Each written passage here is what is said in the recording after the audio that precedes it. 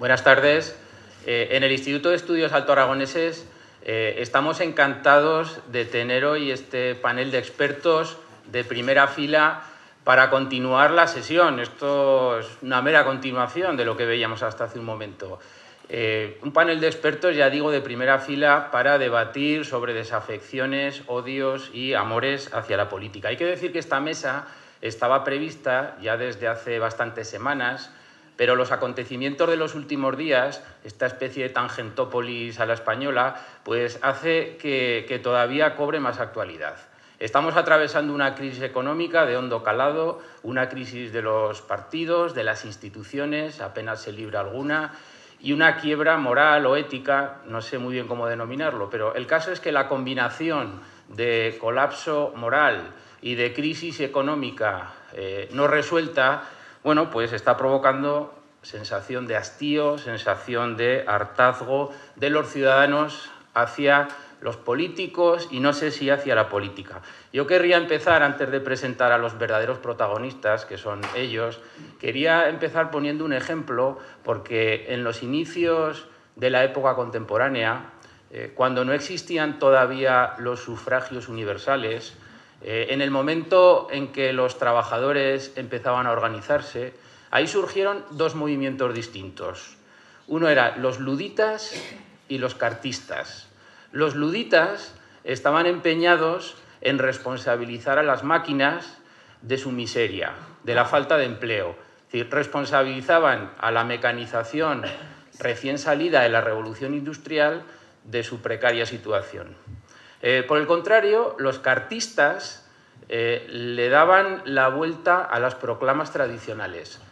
Las proclamas tradicionales decían: no nos dejan votar porque somos pobres. Ellos le daban la vuelta y decían: somos pobres porque no nos dejan votar.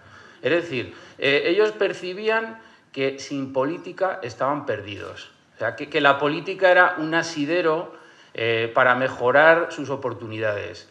Que la política, en ese mundo, ¿verdad?, de mediados del siglo XIX, favorecía oportunidades de transformación social. O sea, fuera de la política hacía mucho frío, ¿no? Y si no estoy muy equivocado, esta también es algo, ¿verdad?, de la filosofía de la mesa de hoy. Y, sin embargo, muchas décadas después, lo ha contado muy bien Kim Brugué, está cambiando hasta el lenguaje político, ¿no? Estamos hablando, en el libro también hace menciones muy atinadas, se habla de ciudadanos frente a élites extractivas, de vieja y de nueva política. Él ha hecho, yo creo, una exposición magnífica en la diferenciación entre derechas e izquierdas, ¿no?, que algunos se quieren llevar también por delante. La política y la democracia siempre defraudan un poco. Hablábamos con Ignacio Urquizu que a lo mejor una cuestión para el debate es el grado de defraudación, ¿no?, porque a lo mejor no defrauda lo mismo en unos países que en otros, pero eso ya lo dejo para el coloquio posterior. La corrupción deslegitima a las élites políticas, pero quizá a mí hay una cosa que todavía me preocupa más, con ser esto importante, y es que horada la cohesión social. Nos hace perder confianza en la democracia. La transparencia, sin duda, es un requisito fundamental, ¿no?, para el buen desarrollo de la democracia, pero a lo mejor no lo es todo. A lo mejor no lo es todo, en el sentido de que, por ejemplo, el otro día hablábamos de dos correlaciones. Los expertos en la materia hablan un poco de dos correlaciones, ¿no? Ellos nos dicen los países que tienen menores niveles de corrupción viene a coincidir con los países que tienen mayores niveles de lectura de periódicos, de lectura de prensa. Ojo, que puede ser una correlación arriesgada, pero el mecanismo que ellos exponen nos viene a decir, ante una ciudadanía bien informada, y aquí Miquel seguro que nos puede aportar muchas cosas, Miquel Iturbe, ante una ciudadanía bien informada, los políticos, supuestamente, tienen menos margen de maniobra para cometer abusos de poder. Ya digo que también lo dejo ahí para el coloquio, para nuestros invitados. Y luego hay otra correlación que quienes lo han estudiado se cumple casi matemáticamente. Y nos vienen a decir, los niveles de corrupción de un país, allí donde un país hay menos corrupción, son aquellos países, fíjense, que tenían mejores niveles de escolarización, pero no ayer ni antes de ayer, sino hace 140 años. O sea, la correlación se cumple en que los países que hoy son menos corruptos tenían mejores niveles de escolarización, más años de escolarización, y la fecha que plantean es 1870. Y entonces el argumento que desarrollan viene a decir, bueno, claro, es que eran estados lo suficientemente fuertes para proporcionar bienes públicos a sus ciudadanos, estados, lo apuntaba también muy bien antes, me parece, Kim, ya entonces con menor desigualdad económica y ya entonces con mayor confianza social. Argumentos que hoy también son importantes, como sabemos, o argumentos determinantes para reducir la corrupción. En cualquier caso, tras el tsunami, se supone que el tsunami alguna vez pasará, lanzó unas cuantas preguntas también, ¿no? ¿Qué paisaje nos quedará después? ¿Qué quedará erguido tras su paso?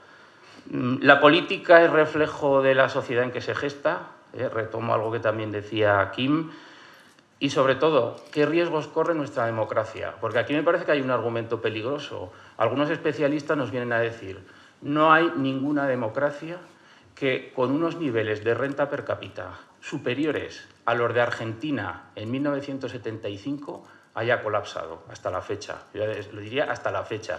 Pero es que además desprecian el tema de la igualdad y la desigualdad, ¿no? Y hacen una correlación también muy automática entre desarrollo económico, libre mercado, y lo equiparan a libertad y a democracia. Y esa equiparación puede saltar por los aires cada 2 por 3, y no, desde luego no constituye garantía alguna de democratización. Lo que está claro, y lo decía también Kim, es que las democracias van mutando, y mutan en varios sentidos. Y a mí me preocupa un tema que ha salido un poco de refilón solo antes, que es esa tensión latente entre la democracia y el gran capitalismo financiero. O sea, ¿hasta qué punto los intereses de las grandes corporaciones financieras van a seguir agotando, reduciendo los espacios de democracia? Me parece que esta es otra cuestión que a lo mejor también podríamos incorporar. Pero bueno, los que tienen que hablar son ellos. Tenemos, ya digo, un panel de expertos estupendo que nos van a orientar y nos van a dar opinión. Quiero sacar 2 libros de los que han escrito. Bueno, va a abrir se han puesto además en orden de intervención, qué obedientes, ¿eh? Va a abrir el turno de palabra Ignacio Urquizu. Ignacio, al que muchos de ustedes conocen, es profesor de Sociología en la Universidad Complutense, aragonés, de Teruel, ¿verdad?, de Alcañiz. Lo habrán leído en El País o en eldiario.es. También es colaborador habitual de la cadena SER y es autor, entre otros libros, de este libro que yo lo tengo muy subrayado, La crisis de la socialdemocracia. ¿Qué crisis? Y les recomiendo. Está publicado en Editorial Catarata. Bienvenido, Ignacio. Contaremos después con la intervención de Mikel Iturbe, al que todos ustedes también conocen, por supuesto, director de Heraldo de Aragón. De Mikel solo quería decir una cosa, que no solo está atentísimo a la actualidad política, lo que le va en el cargo, eso tampoco en principio debería tener demasiado mérito, sino que está atento, a mí me llama, a la reflexión política. Es decir, somos muchos los que leemos sus columnas, sus editoriales, sus artículos. Si me permites una broma, me consta que se está desarrollando en Aragón la figura del iturbólogo, la figura que es que subraya con tinta de 2 colores los artículos y los editoriales durante el domingo.